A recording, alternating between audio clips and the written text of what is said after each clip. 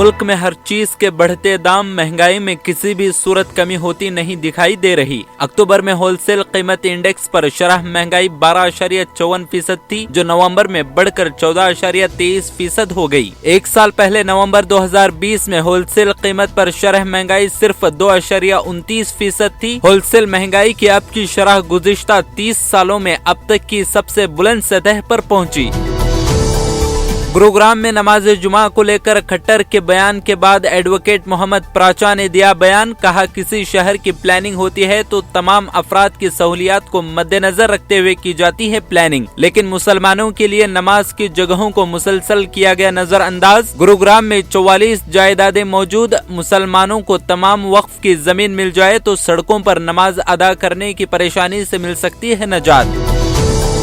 अखिलेश यादव ने गंगा के आलूदा होने का दावा करते हुए योगी आदित्यनाथ पर किया तंज। कहा कि वजीर आला ने गंगा में गोता इसलिए नहीं लगाया, वो जानते हैं कि गंगा नदी है आलूदा। गंगा की सफाई पर करोड़ों रुपए खर्च किए गए, फिर भी नहीं हो सकी साफ, और पूछा कि इतने रुपये खर्च करने के बाद कभी हो सकेगी गंगा की सफाई।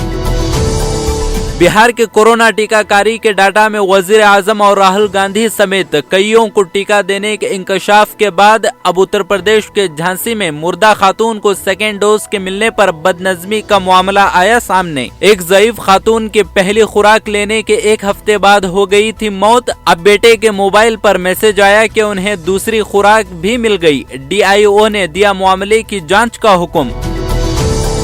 दिल्ली में कोरोना वेरिएंट ओमिक्रॉन के 4 मजीद मामलों की तस्दीक, जिसके बाद मामलों की कुल तादाद हो गई 6। दिल्ली के वजीर सेहत सत्येंद्र जैन ने दी मामले की इत्तला। इसके बाद मुल्क भर में ओमिक्रॉन से वाबस्ता केसेस की तादाद 45 से ज्यादा हो गई। महकमे सेहत ने लोगों को मुहतात रहने, कोरोना प्रोटोकॉल पर अमल करने और रियासतों से जांच में तेजी लाने की दी हिदायत।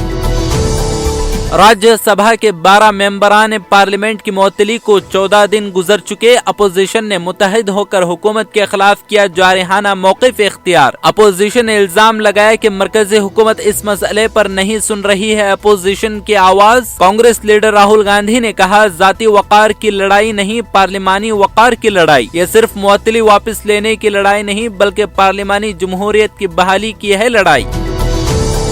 रियासत कर्नाटक के member of legislative council MLC election के इंतखाबात का नतीजा किया गया डिक्लेयर। रियासत में कुल 25 कॉन्स्टिट्यूंसी में किए गए थे इंतखाबात, जिनमें 12 सीटें बीजेपी, कांग्रेस 11, JDS 11 और अदर्स में 1 का हुआ इंतखाब। 2 मुस्लिम उम्मीदवारों में धारवाड़ कॉन्स्टिट्यूंसी से सिर्फ 1 उम्मीदवार सलीम अहमद ने की जीत दर्ज।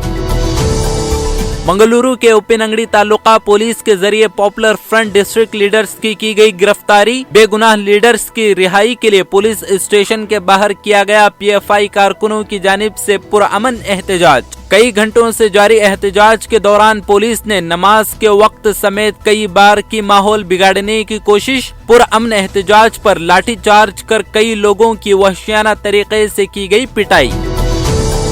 बेंगलुरु डेवलपमेंट अथॉरिटी की जानिब से केंपेगौड़ा लेआउट में बुनियादी सहूलतों की फराहमी के लिए अब तक 2.5 करोड़ रुपए किए गए खर्च, फिर भी तामीरी काम मुकम्मल न होने से लेआउट के मकीनों में सख्त नाराजगी। लेआउट में घर तामीर करने के कम से कम बुनियादी सहूलतें नहीं है मौजूद। बिजली, पानी, सड़क, ड्रेनेज, नाले समेत किसी भी सहूलत को अथॉरिटी ने नहीं किया फराहम। वर्ल्ड हेल्थ ऑर्गेनाइजेशन के मुताबिक ओमिक्रॉन की वजह से अस्पताल में दाखिले और अमवात की तादाद में हो सकता है इजाफा। वेरिएंट ऑफ कंसर्न के मामले दुनिया में बढ़ने की वजह से जताया खदशा। WHO ने कहा कि ओमिक्रॉन के बारे में और वाज़ेह जानकारी के लिए ज्यादा डेटा की जरूरत। पूरी दुनिया के ममालिक से ओमिक्रॉन का ज्यादा से ज्यादा डेटा कलेक्शन करने की भी की अपील।